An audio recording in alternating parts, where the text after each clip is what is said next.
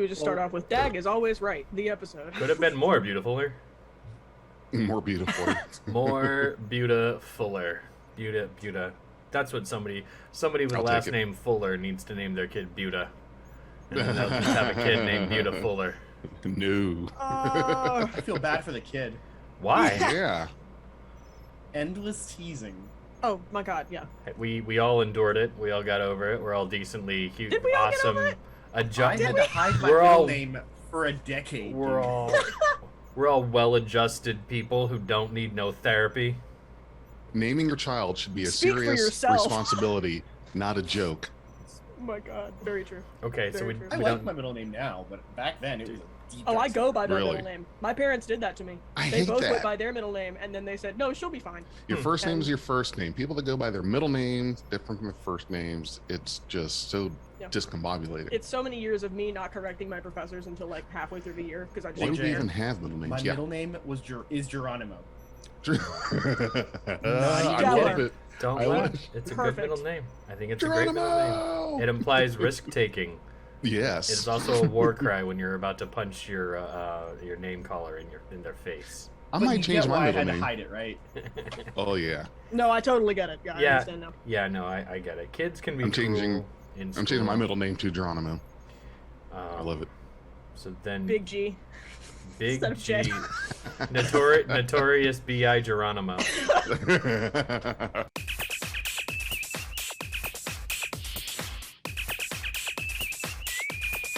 Red alert. All right, Star Trek. Let's go. Oh, that's what we're Yep. here for. Yep, and we're here. We're doing it all over again. The taste of revenge may be sweet, but this episode was even sweeter because I'm vindicated. Welcome back, everybody, to Be On Trek Podcast.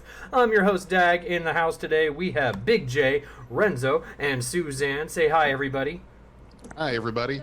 Hi, everybody. Spoiler alert, spoiler alert, spoiler alert.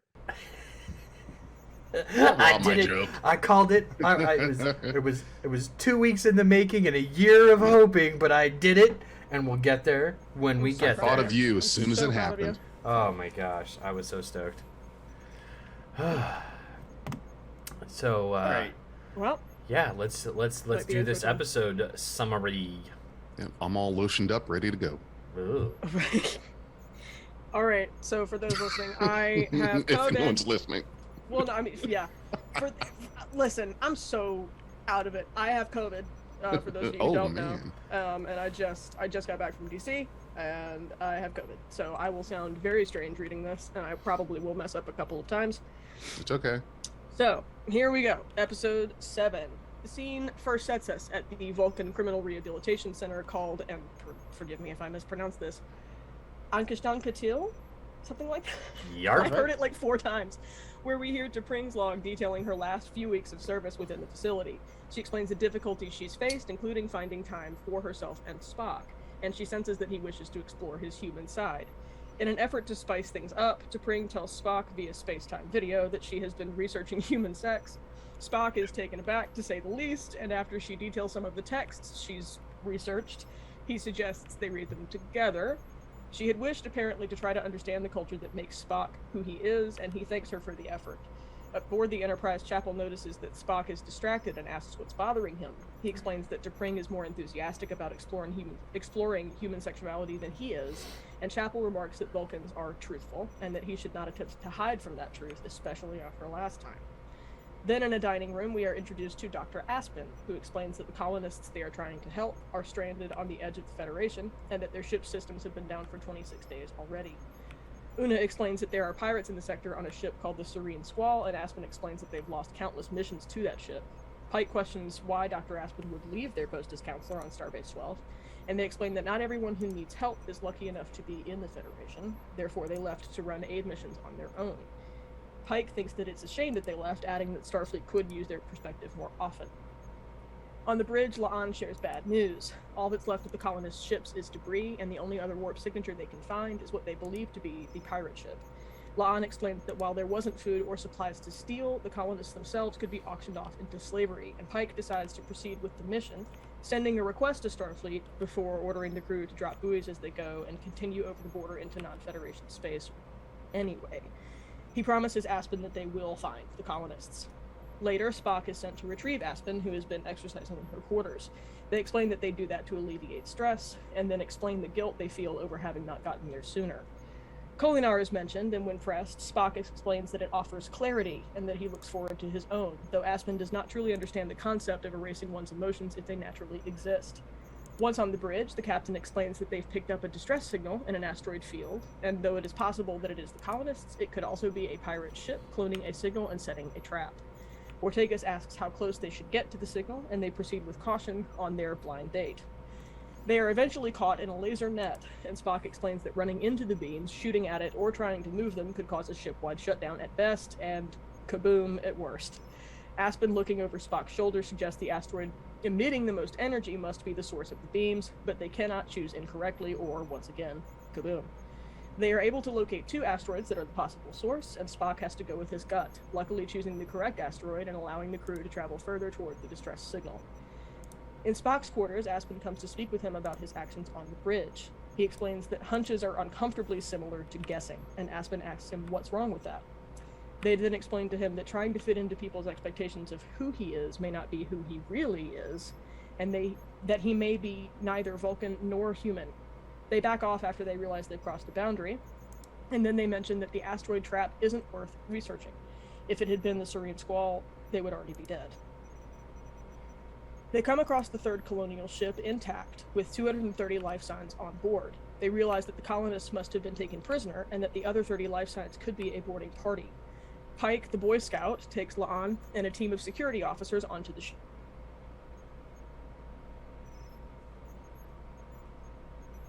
And communication shut off before they can beam aboard. Thus, intruders beam aboard the Enterprise as the others beamed out. The captain and his team are then captured on the vessel, while Una tries to save the ship from intruders. Locking down all ship controls, Una and the bridge enter a shootout with the intruders, ultimately losing as Spock and a wounded Aspen escape through a turbolift. Back on what we now know to be the Serene Squall, Pike is taken in for questioning by the pirate captain, who tells them they need the codes to unlock the ship's systems. He tries to charm them, saying that if they give his crew food and water, he'll show them what real food tastes like, but they aren't buying it. And it only makes the pirate captain angrier.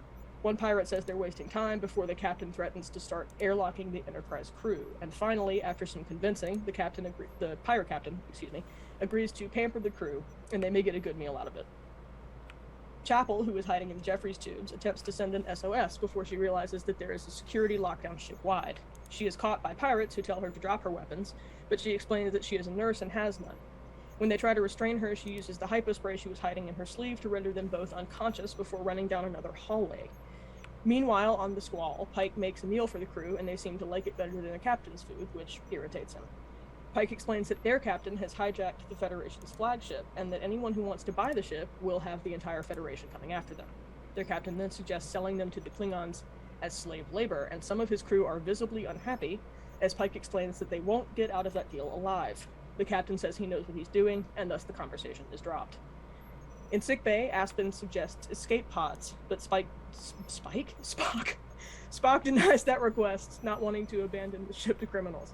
He sees a personal change in Aspen's tone, then presses them, and they admit that the reason they left Starfleet was because of the death of their husband at the hands of these pirates.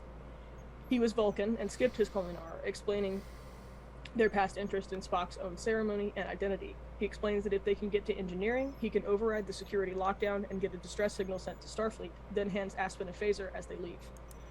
On the enemy ship, Pike explains to his crew that he convinced the pirate captain to sell them to the Klingons, and that the captain's crew doesn't seem to like it.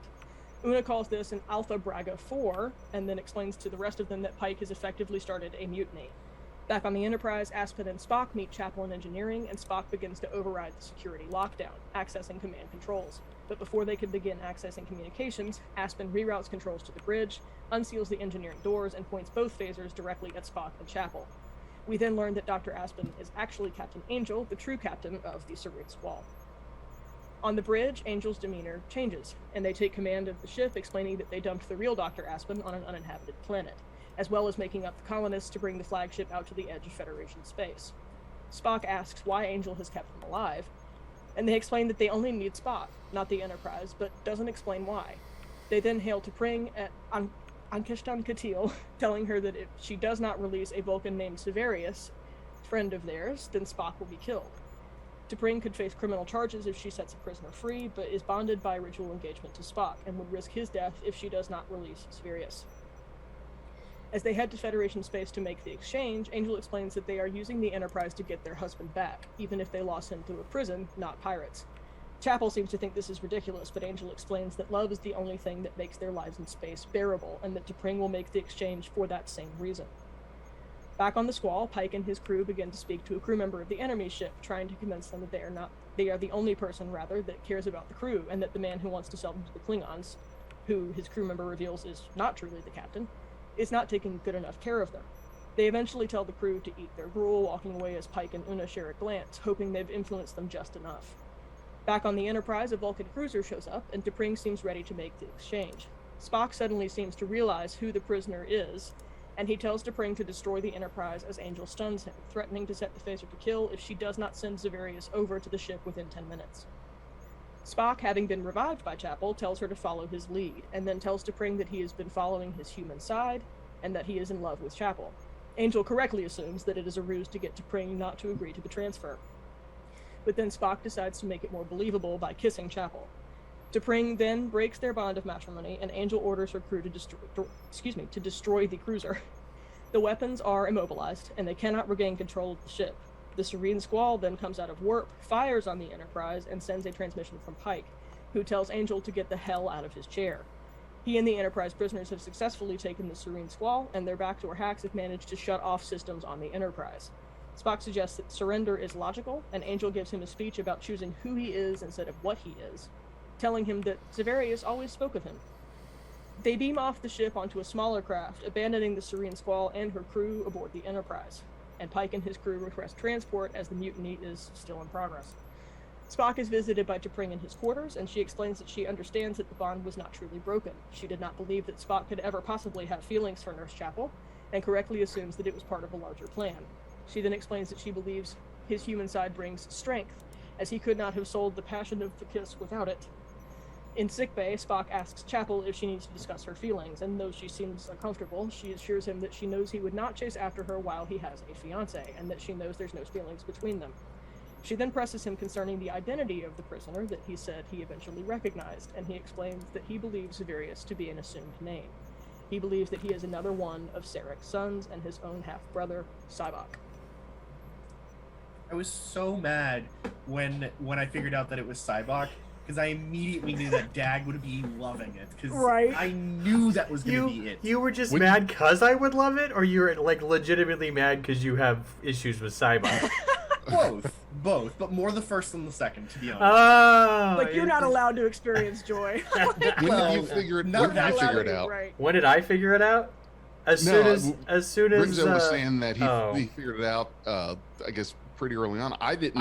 I figured it out when Angel was saying that they were after specifically Spock, and when I made the connection that the Vulcan retreat that T'Pring was on was some kind of like penal colony and she's nearby, I was like, huh.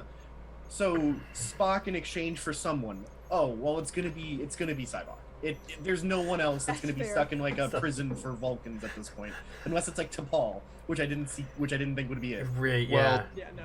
To be honest with you, I didn't think in a million years. I wasn't even thinking. I had no guess as to who it would be. It never even occurred in my mind that it would be him. Yeah, same. Yeah, I totally. didn't want it to be him. So I'm gonna tell you how my day played out. So Thursday morning, I wake up to this text message from Renzo that you left me at like 4 o'clock in the morning your time. That's when I get to the episode. I mean, you have a whole day of work that you have to work. Anyway, I get this text message from Renzo. It says, "No spoilers, but I hate that you were right." And I'm like, I have no clue what you're talking about. No idea at all what you're talking about. But it's 6:30 in the morning, and I have to do something in an hour, so here we go. So I turn on the episode, and the very first thing is the subtitle of the Ashkan, the place. And I'm like, oh, Okay, I know where I'm going now. Yeah, it's the thing, because this is Wow. T'Pring's work. This is what we talked about like two episodes ago when they brought in that one dude who's like, no, I don't need logic. And then Spock/T'Pring knocked him out. And so, yeah, I was right. I'm glad I was right. I'm sorry that the establishment of Cybok as a possible recurring bad guy, and you know, for a recurring bad guy, the only thing that would make it bad for me is if he was played by Brent Spiner. Come on. No. Oh, Put it this way: Jesus. for as awesome you as guys. Angel was, having more Angel in episodes will make up for having to deal with Cybok. I I'm down love with that. Angel. God, I'm down with that. we'll talk about them. I love them, but I've got something I want to say about the Cybok thing, but are we doing Cybok now? I mean, I or feel like later? let's get feel Cybok like let's out just of the way. get it done. Let's get Cybok out of our systems. So this is what I love about this show. As much as we want to forget Star Trek V, The Final Frontier, and just block it out of our minds, and the ridiculousness of all of it, Strange New Worlds is just like, nope. Gonna handcuff you to the headboard and just give you more. Keep you guessing. And so they've firmly nailed it down that Cybok is canon. He was real. He was always canon. I think it's right, people well- who say that 5 was non-canon are ridiculous. It's Not just so a shitty much- movie. Right. Not so much non-canon, but you're not going to ignore that happened. He's there. Here he is. Do you know what they're doing Boom. here? What? Do you know what they're doing here? They're space seeding Cybok. They're space hating Cybok. Space seeding Oh, Cybok. space seeding. So, Oh, for those of you okay. who don't remember, Space Seed was the original series episode that debuted Khan, who then returned in Star Trek II, The Wrath of Khan. So what they're doing now is they're doing a soft retcon to introduce Cybok as someone who may possibly make Star Trek V a little bit better. Even though, if it were me, I would just rewrite and re-release Star Trek V doing deep fakes of the entire crew. Maybe it will give a little more known motivation behind the character. Maybe somehow I don't know, it'll man. make Star Trek V feel a I've little got- better. I mean, the bar is so low. So the thing I will say though is the way that Angel was able to manipulate the crew and people and Spock in particular is very reminiscent of how Cybok was able to manipulate people. Angel has none of the telepathic gimmicks that Cybok does, but Cybok did the same thing: get people to do what they want. And yeah, it was very interesting seeing like a psychological manipulator character in Angel that we'd seen with Cybok. It seems like Angel might be an influence upon Cybok. Yeah. In that Or matter. the reverse. No, Yeah, both, I'm sure. I think I would prefer it if Angel was the one who taught him how to not just embrace emotion, but learn how to manipulate it and tease it and I would and love tweak that. it out in different places. And then he's the one who might take the ball with that and go, not only can I manipulate it and tweak it, but I can use my inherent telepathic abilities to really exploit people's emotional vulnerabilities. I like that better. Ooh, I like that. I do. I like that a lot. I will say that like I know very little about this particular era of Trek because I haven't quite gotten into that in my rewatch, but I'm excited to see where it goes. So I'm going into this not completely blind, but blind enough that I trust the writers. I do trust the writers already.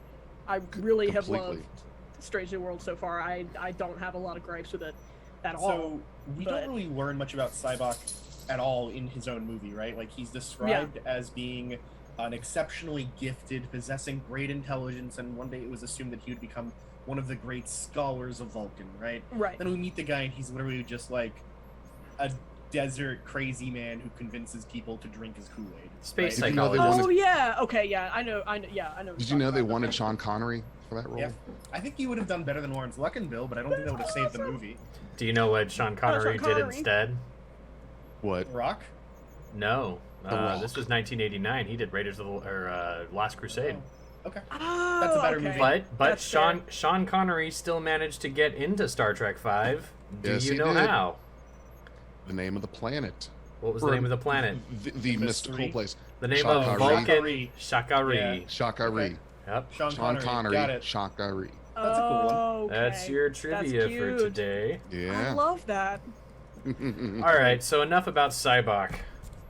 Let's talk Yes. about our scene mowing. This isn't even scene chewing. This is like scene buffet gorging. New. I'm just gonna say villain because they were fantastic.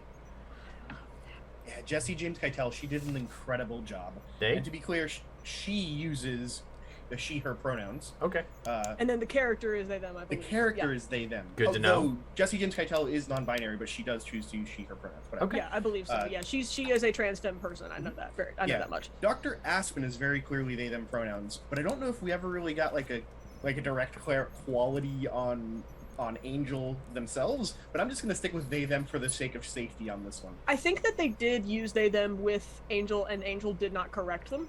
And I think that Spike probably used it when referring to finding them and walking them off the plank, but that's the only time. And Angel wasn't in the scene, so I don't know. I don't really care. It's not a big deal. But either way. I'm gonna stick with they thems for both Aspen and Angel. Yeah. But the actress is she/her. So Okay. yeah. Yes. Either way, incredible performance. Scene stealing, scenery chewing, line, delightful everything. Yeah, so good. Love her. Wildly, yeah, I think wildly that great. I think that a lot of people have complained about it being like too camp or whatever, and I'm like, okay, but if you have Welcome an to Star LGBT Trek. actor, Right, well, first of all, I yeah, know. welcome to Star Trek. Hello, but you know, there's a reason that is like often, especially, and I read tweets about this, and I can't remember who tweeted them, but like that, there's a reason that resonates with queer viewers. Like, there's a reason that kind of acting, especially from a trans femme person on Star Trek, which, by the way, trans woman in Star Trek, God bless. But like, I think that, I don't know. If you don't like the acting, fine. Like, that's one opinion to have. But like, don't be transphobic, which no one seems to understand how to not do. And Hard two, ask for some folks, apparently. yeah, really hard ask for a lot of Star Trek fans. Right. But I think that I really liked it. I really liked the way that she just owned it, and it wasn't cringy. It wasn't like people have said it's cringy. I don't think it's cringy. I think it's camp. I think it's on purpose, and I think it's very well done. Oh yeah. I wouldn't and even the put it as the costumes. campiest episode of like this era of Trek either, right? Like Yeah. the TOS episode of The Way to Eden with the space hippies, way more campy. Oh, and have y'all seen the Way more promos campy. for next week? Secret Have you seen tunnel. some of the images? Don't watch promos. Secret No- tunnel. No spoiler. I will say nothing. All right. Okay. Just know I'm not a that spo- this I'm is not a not the preview campiest watcher, episode. that sorry. exists. I That's want to okay. highlight one thing and expand on something that Suzanne had just said about how difficult it might be for some people to hop on the using the right pronouns bandwagon, and even for those people who might, maliciously misgender people. I mean, you can see it in we've seen it in army movies. A bunch of leaders calling their soldiers, "Come on, ladies!" This kind of happens, and we let it slide, but it is misgendering. And one thing I really, really respected out of Pike here is even though Aspen chose a side and Aspen / Angel has shown that they're the villain, Pike doesn't misgender them when they're out of sight. Mhm. Pike doesn't. There it is. Pike absolutely respects because it's not a big deal. I mean, I'm making It's it a not big something to deal weaponize. because it's not a big deal. But yeah, you don't have to weaponize it. Just accept that and dislike somebody for their actions, not yeah, for that's who they very are. true. Walk And it's them off never the called plank. into Don't question either. misgender Like, it's them. never like, oh, like, are you really this person? Or like, oh, do you really use these pronouns? It's none of that. It's just they go straight from that to like, okay, new person, don't know, we're just gonna go with the default. And Now, like, Did you catch the symbolism and I don't think it was very well hidden. I think it was very front and center, but the symbolism between being trans and being like somebody mixed race in the way Spock Oh, yeah. is.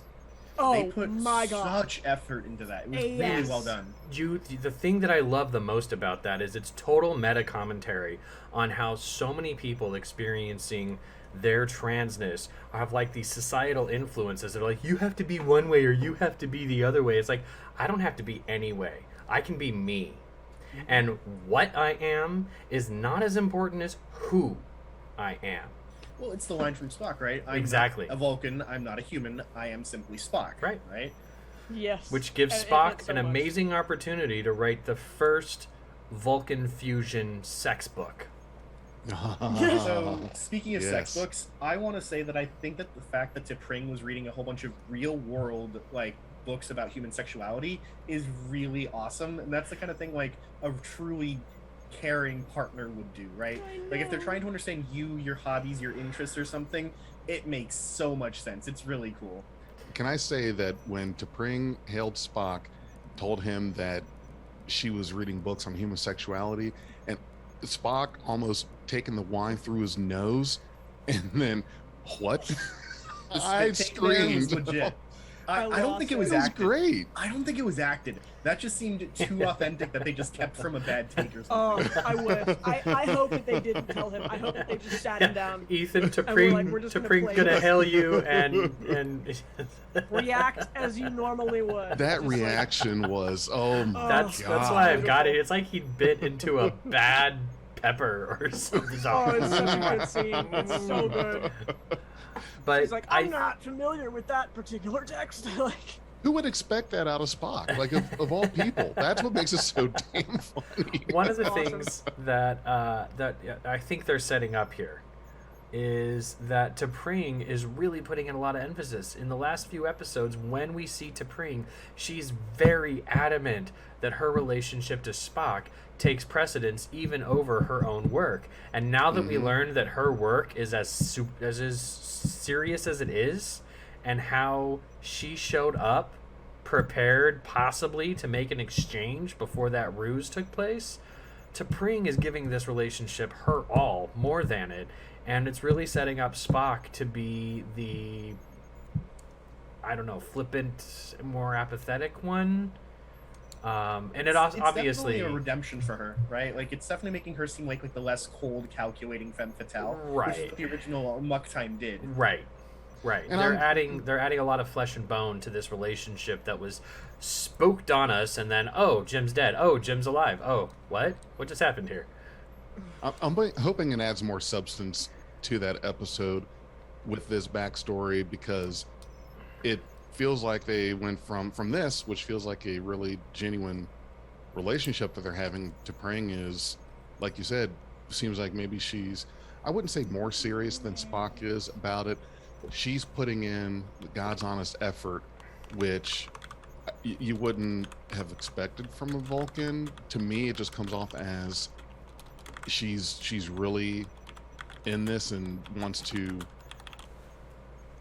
I hate saying make it work, because they just got married. It's not like they're in the outs, but interested to see how they go from all of this, how it is in the Amok time, where they just kind of seem like super formal Vulcan. And I know that Amok time was in the 60s, and this episode is here in the 2020s, but hopefully they somehow kind of align that, or give you, or add in some context to it. Vulcan ceremonies tend to be extraordinarily stoic, even for Yes. Vulcans.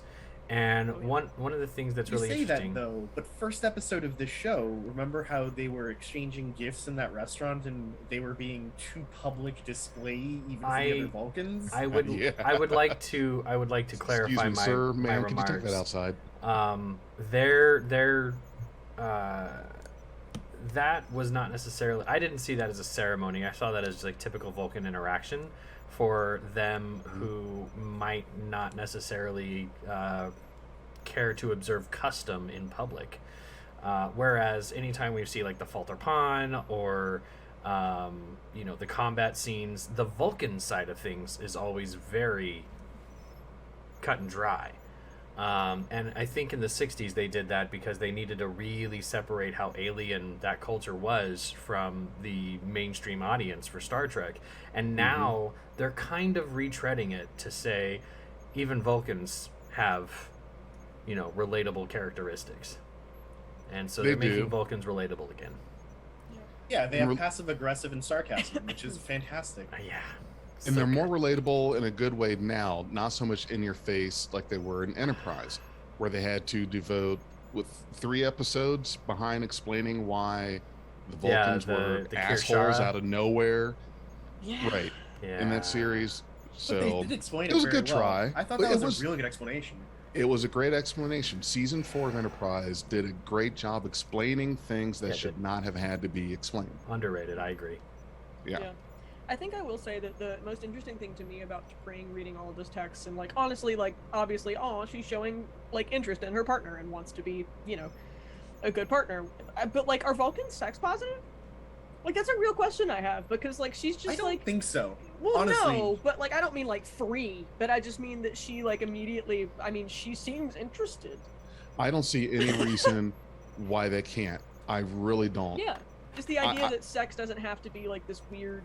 I don't know, You know. where we got this whole thing. I think it was just kind of beat into us with the whole Puritans. Oh, excuse me. I'm so what's the sorry. word I'm looking for? Oh my god. Oh, sorry. Every 7 years. Ponfar. Ponfar. Ponfar. Oh, good God. Right. So we've kind of come away from that thinking, oh, Vulcans only have sex every 7 years because they have to or they'll die. I never really subscribed to that.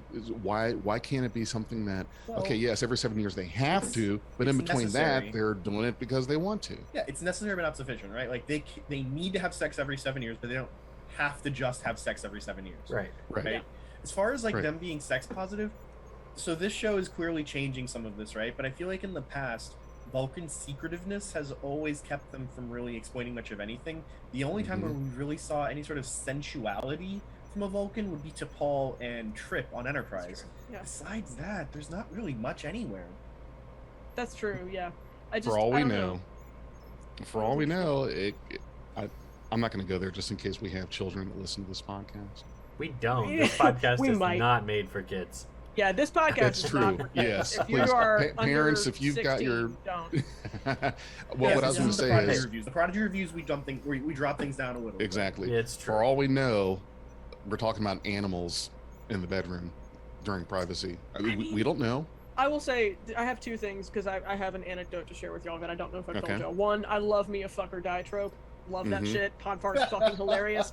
It's so funny. I love it. It's Ponfar night at the Vulcan nightclub. Like, calm the fuck on. That's so funny. But two, my friend who I went to Chicago with had her first car. They named it Ponfar, and then they got another car and they named it Ponfarther. No. And that's my favorite thing. Yeah, that's a Oh, real that's thing. great. That's a real thing they did. This implies And the existence of Pon Farthest. this That's next up, would right? be for Spock and T'Pring, it would seem. Good lord. Ooh. Dude, I'm totally okay with the amount of sensuality that they're exuding at the screen. If Sure. it makes the anti-fuckboys mad, fuck them. Yep. Yeah, and also, listen, T'Pring's costumes, banger. Like, she looks good all the time. Period. Love her. Come back. High So- queen. Love you.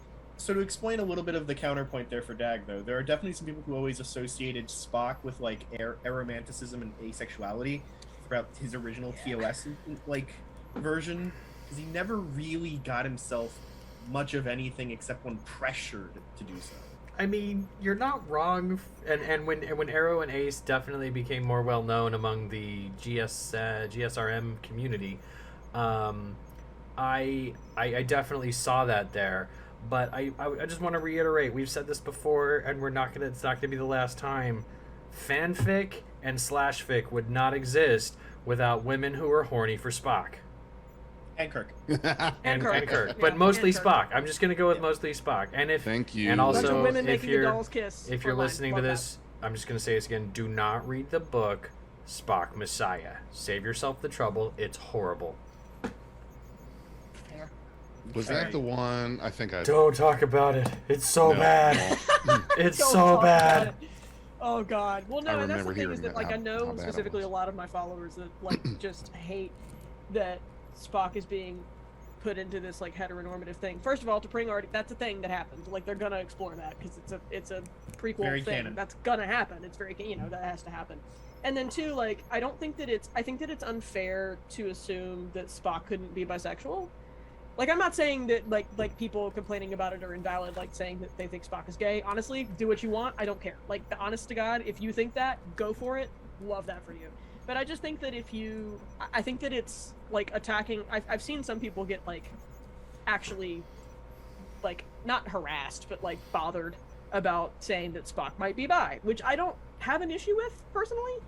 Like I personally think Spock is gay. However, I really like the T'Pring storyline, and I like her in general, and I think she's cool, and I think she seems to genuinely care.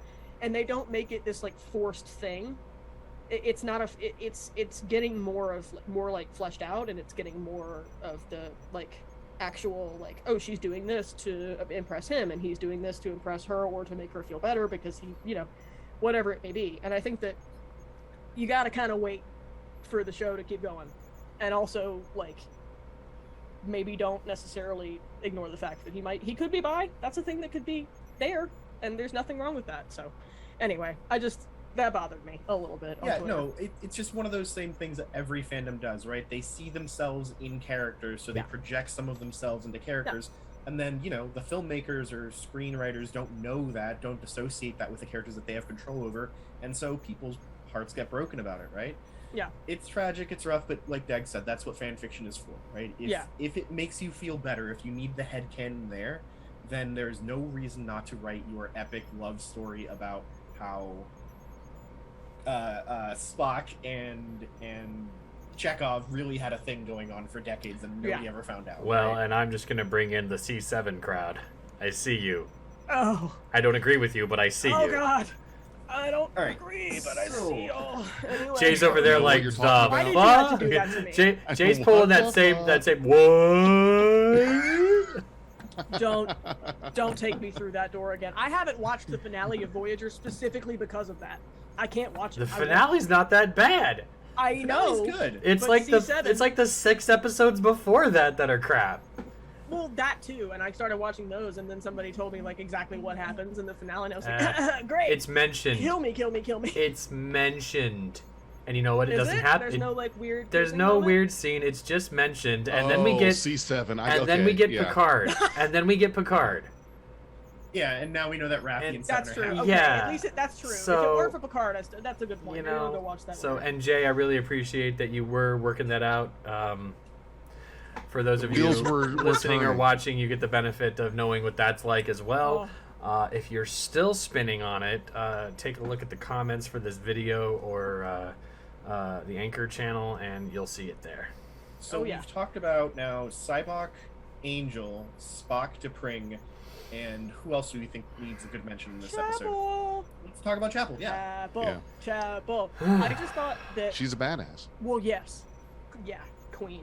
Love her. I also love think using hypo sprays as weapons, and it needs to happen more often because it's so good. I loved that. I mean, because like I loved her little like so I'm a nurse, don't hurt me, of like the poor pitiful me routine. Yep. And they bought it, and I just Hey. and then going into engineering and saying that she took out like 4 or 5 of them with the same hypo spray. Which my only gripe with would be like, wouldn't she have to reload it? No, she's fucking John Wick with a Whatever. pencil and a bar. I absolutely dig the lack of damsels in distress on this show. Yes. All the women on this show will fuck you up.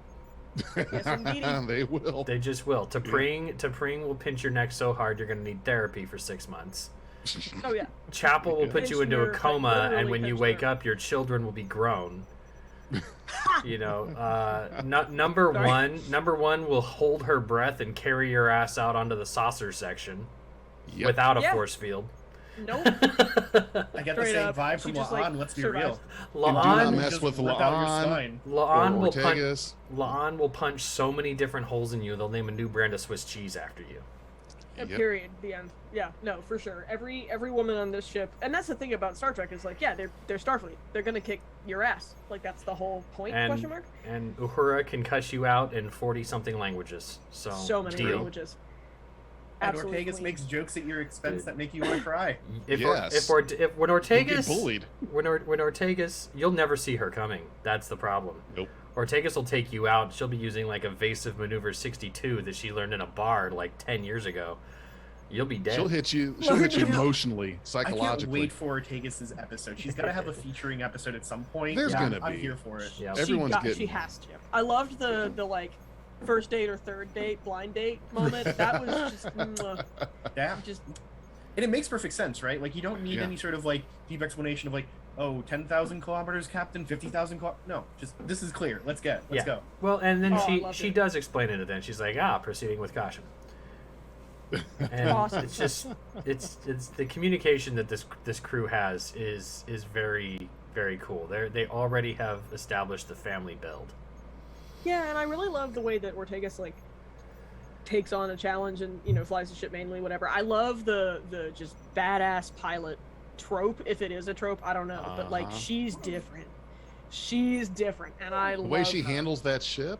Ooh, Oh man. it's like fancy. It's fancy Yeah. footwork. I adore her, and I think that her, especially like hearing her say like, I like driving the ship manually, I like piloting manually, because it's like a deep conversation. That When just, Pike yeah, offers to queen. have another ensign relieve her because she's been at it for so long, Right. she's like, no, I'm Take a good. break. I got it. We're good. Yeah. Vibing, living. The Adore ensign her. shows up to relieve her. She pulls the phaser out from under the console and goes, back off. I actually Our like that too, conversation's not done. the hidden phasers inside of their consoles, because number yes. one had one as well, and Yeah. I thought that was really cool. That's what's Good been little detail. needed. I love that detail. You would think that on the bridge of a starship, that if you are boarded, you should be ready to throw down. You should have phasers ready to go. You should be ready for close quarters combat. Oh yeah. Something. It should not just be a walk in the park to get on Okay. the bridge of a starship and just be like, okay, you're captured. So, getting to the walk in the park conversation, that's my one complaint about the episode. Okay. Taking the Enterprise was too fucking easy. It was. Agreed. Fully agreed. Well, 30, but we've maybe seen people beamed easier. aboard. Yeah, but that doesn't make this any better. Seeing less than 30 of them beam aboard the Enterprise and like march along, and suddenly there's only like 20, 30 people on the whole ship that they all managed to gang up and send over to their barge. Like, I am unimpressed, right? Like, we've had Yeah. captains threaten to turn the grav plating on in sections to Yeah. turn people to jello, right? Like, these ships should have better defenses than this. Well, I totally understand, because in about 100 years, 3 Ferengi will capture a Galaxy-class starship. Galaxy Class Hotel, you mean? Like it was the hotel, like it was nothing. I get it, and I understand that this seemed like the most difficult, the most non-easy capture of a starship than we've ever seen. But the bar is pretty First low Contact. on that. First Contact was a boarding action, and that took a lot longer and more effort than this. A lot more people died in drones. That's true. Well, but the Borg are not known for just like, if they would just run and like just kind of do something that would scare the shit out of you, yes, but they're so slow and methodical. Well, that's a whole different thing. That's but its own form of terror. oh god, yes. I mean, if That's you saw so- a Borg drone Either turn way, a I'm corner with and you on haul one ass at you, that would fuck. The fact that the command lockout held is a Yes. good progressive step for Trek, like being smarter about these things, right? Right. And then the fact that they managed to use their own back doors to take back over the ship once they were close enough to get in comms with it, liked that too. Those both make sense. I'm just pissed that there was not like one security team that managed to like hold a hallway or anything in the entire fucking one ship. hallway, that's all we want. yeah, Yeah, you that's know, true. I guess. speaking of how easy that was, there was a scene, and I need to watch Star Trek V again, and maybe you guys will remember or not, but Yeah. in Star Trek V, when they get on the bridge, they are ushered on from the port side turbo lift, and there's 2 people standing there as guards as they kind of walk along the port side of the bridge before settling into the center. This episode had a scene that mirrored that, where they come out of the port side turbo lift, there's 2 guards on either side of the turbo lift, and then they walk around the bridge along the port side until they get to the center. And I was just like, I thought that was just a tiny little cool tip of the I hat. get it. I'm gonna need to rewatch 5 to say yeah, but that's awesome if you're right. Mhm. And Renzo, to your point, I think that to accurately depict what it would be like, what kind of effort would need to be put into capturing not only Starship but the Enterprise, would probably be an episode in itself. Like we don't have time to show how long and how difficult it would be. I get it. It's Gimme. it's just, yeah, it's just one of those things where it's like, do we need a whole episode about that? So- Sure, I wouldn't not want that. So But there are some things you can say in dialogue that help explain things, right? Like if they had Right. somehow had access to command codes from another captain that they'd captured, tortured, and then killed or something, right? And that somehow Mhm. made them able to override some lockouts. Or if the first thing they did when they boarded the ship was lock every door on the ship, right, from the outside so nobody could leave their quarters, right? That type of stuff, you can say that, right? Like we've locked every crew member in their room. We have computer control for this. Kind what's of thing, the right? crew complement of a Constitution class? 400. Yeah. You know, I mean, Right? So like, yeah. there's you just need to say a couple things just to make it a little bit more plausible. I'm great at rationalizing bullshit. Like I do this in my spare time, but like, give me something to work with here. You have to put in a lot of leeway on how do you capture a ship that's got 400 people on it. That's a lot of bullshit to give. Yeah, I mean, honestly. my only thing would be that, like, you know, if they were in Federation space more often, like if they were closer, like I don't know, if they were in Federation space more often or whatever, that they've done this a few times probably and probably understand how some of those systems work, assuming that because Angel's not stupid, No. and captained the ship and probably knows a trick or two, and so my only thing would be that like, well, yeah, they're going to be able to do that, but like, have they done it before? Do we know if they've done it like in Federation space? I don't know. It just, to me, it seems a little out there. Yeah. But, It's I okay. mean, at the same time, they have to introduce a character. There has to be the fun little battle scene. Like that's, I get it, but at the same time, it's like this. So there was a Yeah. beta canon story that it's pretty old. I'd have to go look up the name, but it involves a group of pilots or pirates rather that have like their own little like salvage ship that works outside of Federation space. Nick Locarno is literally one of their crew members, and I believe he works as their hacker. Right? Like it's like beta canon, so who cares? But Yeah, right. like they actually are able to hack for a very short time the computer systems on a Nova class ship that's chasing them, so that like it ejects its own warp core so they can get away. That's Oh, what they managed shit. to do. That's pretty serious. The Nova class ship was able to recover within like an hour and keep chasing them. Right. The story ends with this like little group of pirates finding a Nebula class ship that had been semi-assimilated and reactivating it, and then they all die. But point is, if you're going to be pirates in the Star Trek universe, you got to be smart, right? You can't just Mhm. try like brute forcing your way through things, because Starfleet's really good at what they do. So Yes. Yeah, gotta that's be true. clever. I Anyways, get it. The other thing I wanted to bring up in particular was, so they make an effort in this episode to talk about how they're outside of Federation space, so comms are delayed and slow. And a lot of the fandom has been whining about like, oh, if it takes 2 days to get a message to Starfleet Command on Earth, why were they able to like live chat with T'Pring? Well, because she's not on Vulcan. They tell us that in the opening scene. She's on Omicron Lyrae, which is a planet somewhere else. Doesn't matter where. We know that Angel wanted something that T'Pring had, so they targeted an area near where T'Pring was. Mhm. That's near this edge of Federation space. Doesn't require much to explain this. You just gotta actually pay attention. And Yeah. I think that's a big ask. Paying attention. They flashed I it on the don't screen. know. It said it where it was. That is true. No, it's. But yeah. I'm with you on that. Yes, it's. T'Pring was not on Earth. She's on Vulcan, and it doesn't on matter Vulcan. where Vulcan was in relation to Earth and the Enterprise. It's just the fact was she's not at the She's not at the distance headquarters. that right. Yeah. She's not there. Yeah, she was So- on like Omicron Lyrae, or however you pronounce it. Yeah, that was moon, the planet. moon, Yeah, the moon. planet thing. hmm So she was not. She could have been on the very edge of Federation space herself, right? So it makes Yes. sense if the thing that Angel wants is something T'Pring has, and it's on this planet or this moon, right? Set up your ruse near there, right? So Mhm. that plot hole isn't much of a plot hole as far as I'm concerned. No, it's not. It's only a problem if you want it to be, and we've got the nitpickers out there. I didn't think twice about that. Good. I was afraid that might be one of your beefs, but I'm glad it's not. I am hurt. I'm wounded, So, sir. Speaking of beef, I really want Pike's cookbook, because his cooking. Same, It's come up 3 times in this show. Yeah. Like the dinner scene that he did with Uhura, the Mhm. beginning of this episode when they're meeting with Dr. Aspen, and then again when he's cooking for Remy and the pirates, which is a really cool Orion. I liked Remy; he was funny. I love He Remy. was cool. Yeah, he was cool. But that's 3 times now. They've got to give me a cookbook, so I want that. I want his chili because it looked like chili. I like I how so agree.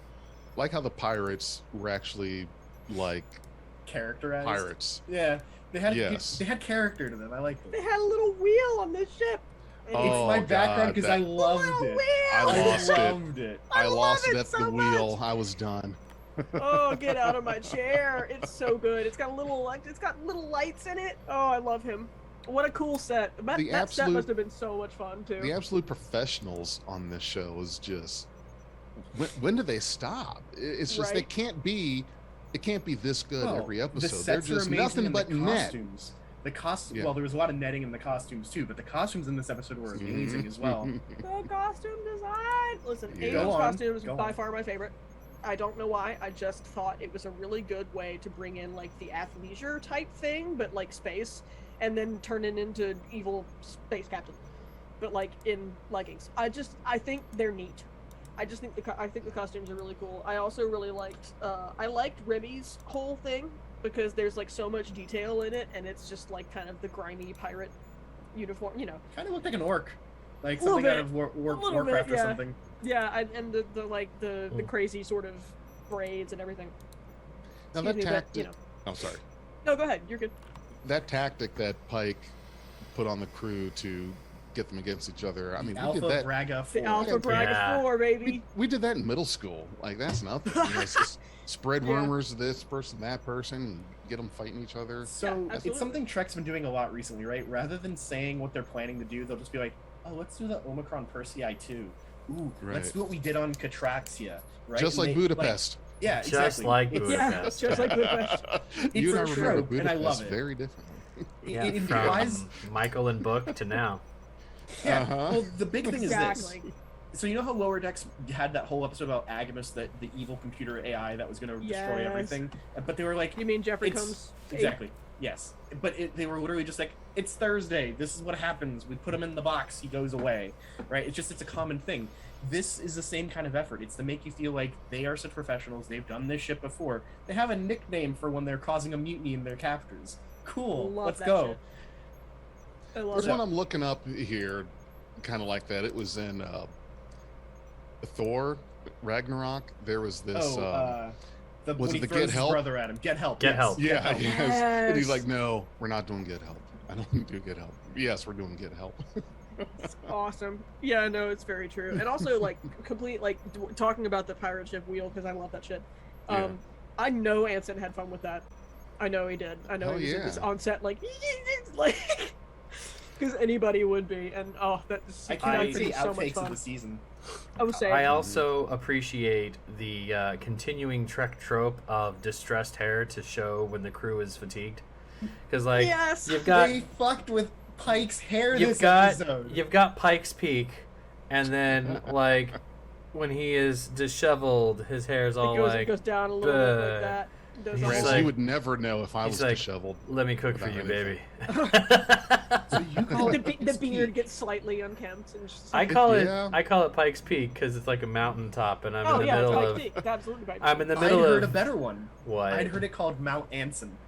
Nah, well, I Mount mean Mount Anson. Anson Come gets Anson's on. mount, but you know. Have y'all seen the Pike's Peak. Paramount edit that somebody made with the like they took his hair and they made it like they stretched it and made it basically like Do you the know what- Paramount do you know what Mountain, I'm and they waiting put for? it on the- No. I'm waiting for someone to roto in Spock or Kirk climbing Pike's Peak with Spock out Yes. there. I think I've already seen it. I think it was I on love Shitty it. Daystrom. I have so some- funny. Gosh. I have a little bit of trivia for you guys. Uh-oh. Okay. Hit me. So, this is not the first time that we've seen the operation of a wheel, like this wheel on the ship. Name one other time that we've seen a wheel being used on a ship. In Star In Trek. Trek? Well, no shit, Dag. Yes, in was Star just Trek. asking. Well, No shit. does Insurrection's joystick count for you? No. No, I'm That's a talking joystick. literally wheel, like Okay. A wheel. pirates. Oh, now wheel. the wheel has to be used to control the ship, right? Not just decorative. It was used. It was used. I don't know if that was exactly what it was doing, but I will tell you that it was used by a person. You could see the wheel being turned. It's gonna be a Deep Space Nine episode. It's gonna no. Just no, kidding. It's You want a hint? I distinctly remember a sequence where there is a digital wheel that's being used and the person is just running their hands over it. Nope, this is Generations. They Nope. use the wheel in the Ah, holodeck on the that's, ship. that's Oh, a good no, one. that doesn't though. count. I That's mean, a okay, good that one. doesn't count, But he says. no. That's a good one. Okay, so here, Star Trek VI, The Undiscovered Country, right before Chang gives the to be or Oh, not to be the other talk pirate ba, ship. talk bay. Oh, There's a guy behind him is just like starts turning a wheel. Go back and There's watch another that one. scene. I think there's another one in Wrath of Khan, in Search for Spock. You know how the bird of prey decloaks and blows up that merchantman ship? Yeah. I think that one also had a wheel. Did it? The I merchant. think so. And in 4, I know that the whaling ship definitely had a wheel that they were. Oh, well, turning. It's not a yeah. spaceship though. I should have been a little more specific on a spaceship. I love Ship's a that Jay's ship. like, ooh, I have a trivia question. I bet you won't get it. And Renzo's like, actually, here's 3 different examples. And I know. Can we disconnect Renzo, please? I don't deserve this. oh, I missed y'all. This is great. Oh my Alright. god. You know, Let's see. I think I'm thinking of the Fifth Element, the cruise ship. Yeah. Yes, Yeah, I okay. love that. Yeah. Go back, watch that scene in Star Trek 6. I don't know what the purpose of that was, but that Klingon, he's just back there turning the wheel. This is my job. I turn the wheel. I don't know. It is the apparently wheel of the warrior. And apparently the button to fire a torpedo is like over here on the wall for no Love reason. that shit. You Yeah. just have like Yeah. Vulcan. The Klingon ship is designed to teach combat as well as execute combat. So you've Yep. got your tactical officer on the side of the bridge, the furthest away from the tactical station.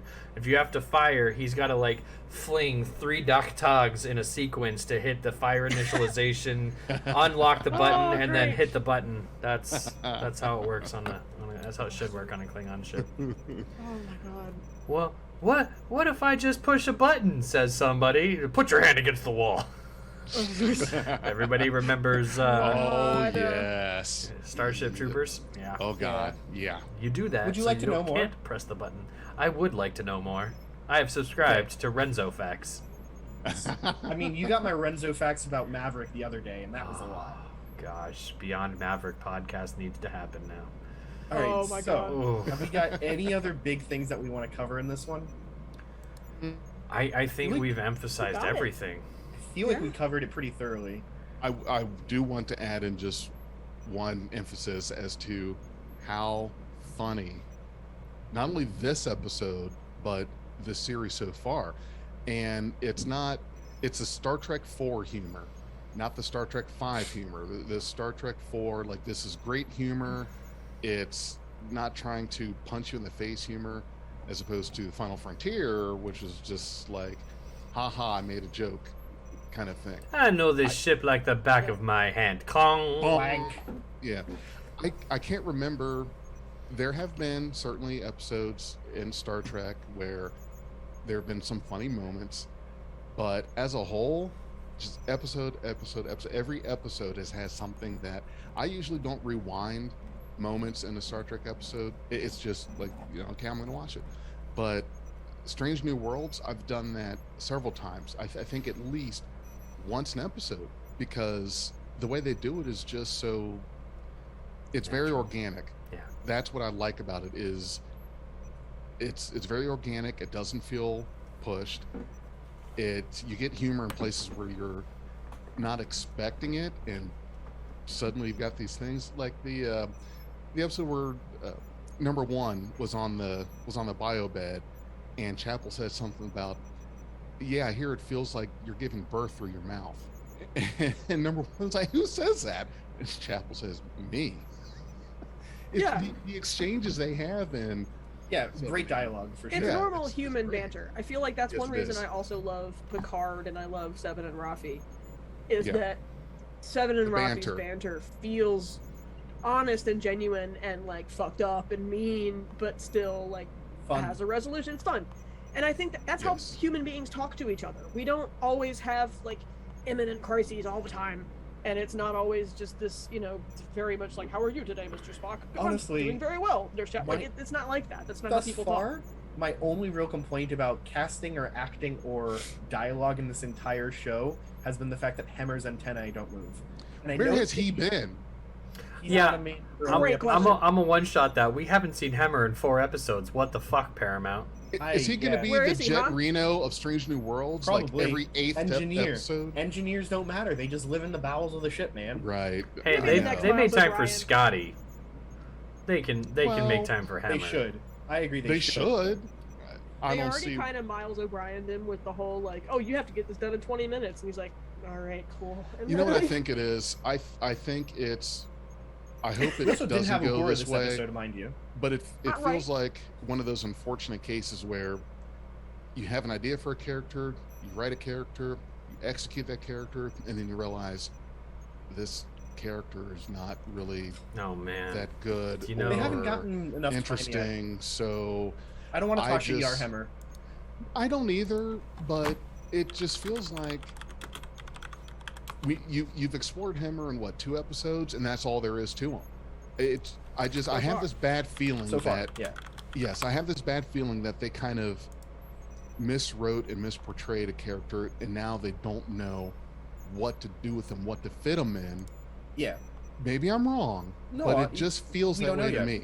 Yeah, The I point mean, I was get trying to that. get to, though, was just that I was just rewatching Discovery Season 1, and at the end of Season 1, there's Shukar, who's also an Andorian, right? But they made his antenna wiggle when he spoke, and they reacted to things. Why don't Hemmers? Why is Hemmers our antenna just like plastic forks up there that don't do anything? We haven't seen him enough. Plus, to like, see if wouldn't they that be a move. way for him to sense his surroundings other Yeah. than sight? So, like, why don't they like move? They should be like little radar dishes just going around the whole time. little periscopes. But like, well, no, I mean, I don't know. I think that Hemmer. First of all, I love him because he wanted to be a botanist. I love him. Mhm. And then, secondly, just he seems like a grumpy guy, and I feel like we're gonna get one of those episodes where either Chapel or somebody finally like talks to him about like, why are you such an ass? Like, because he tends to be kind of grumpy and like bitchy and whatever. Probably because like he gets told like, oh, by the way, you have to have this done in 20 minutes. I don't care if you're blind. And he's like, all right, cool, bye. I'll I see wanna you in make like an a- hour. I want to make a prediction that I hope doesn't happen, but I have this funny feeling that Hemmer is going to get Tasha Yard. I hope you're wrong. I hope so I know too. you do too, but I hope you are I wrong. He'll just get his have moment, this. I hope. I have a funny Yeah, feeling about yeah, we can't all be right in this show. it. Very But true, very but true. you know what would have made Unless it it's about Agnes. if there was going to be one episode that had an after credit scene, it would be this episode. And in this episode, you would have Hemmer on his hands and knees crawling through a Jeffries tube, being like, "Let's go investigate a distress signal. Have a few laughs." You know, Yeah. I can see Yes. like God. 3 power cells for a phaser in one hand and like another phaser in his other hand, and then behind him there's like 16 wiped out bad guys, and that's why they were able to take over the ship with 30 people. Welcome to the Because party, Hammer took pal. out everybody else. Dag, what did you think of the semi-Tholian web, like the Serene Squall's like lightning net? Yeah, my first thought was, oh boy. I thought they were going there with that. So did I. Are we going Tholian here? But The you color know, was wrong, but it looked really close. yeah, Mhm. but I'm okay with there being changes in color Same. based on functionality, purpose, all those kinds of things. But what I really like and hope is that Aspen mentioned that something that made me think of the Fenris Rangers at the very beginning, talking about like out there on the border, people are really fending for themselves and they don't have a lot of help. And I really thought that Aspen was genuine at the time and was like, they're like thinking about the Fenris Rangers. That's going to happen soon. And Well, but Their hold line on. About, like, Let me okay. get to the point that I was making about the Tholian thing first. But like out there on the border, they could be really close to Tholians and maybe even traded for some of that tech. Yeah, that could be. I mean, the line that Aspen said, or Angel as Aspen said at the time, was that if this was from the Serene Squall, you'd be dead already, right? Which is an interesting line if you believe what they were saying. I don't, so I presume that it's actually just more to like build trust in them, right? Like, trust me, guys. I know what's going on out here. So, I'm just glad that we got more Pirates of the Caribbean pirates and not, Somali Yar, pirates. har, me mateys. Yes. Although we did get the Pike going, our me mateys, so it was precious. I love it. I know. I like that. They gave him love all him so kinds of much. shade on the bridge for that. I thought it was funny. Please And stop. he's a Boy Scout. I love him. Oh, I the love Boy Captain Scout Pike. dialogue was good too. Like, it's in your file. It very much mirrored the whole like where fun goes to die moment. Like that was like Yeah. him and Una like both having that little nickname. It's like actually it's in your file. Dag, did you catch Awesome. the reference to Kuvat colony? No. So that's where they were going to sell them off to Klingon Oh, slavers. yeah, Oh, yeah. That's a good Enterprise reference because that's where the augments were. Yeah, that was nice. that's really good. All right, Yeah. I'm out of stuff. Y'all have I'm out. anything Same, else? I'm out. I am also out of stuff, and that's pretty cool because, you know, just get to the top of the thing and then be like, we're done, instead of just dwindling on and on and on and on. Yeah. And on. The right, As yeah. you're doing right now. Oh, 100%, little buddy.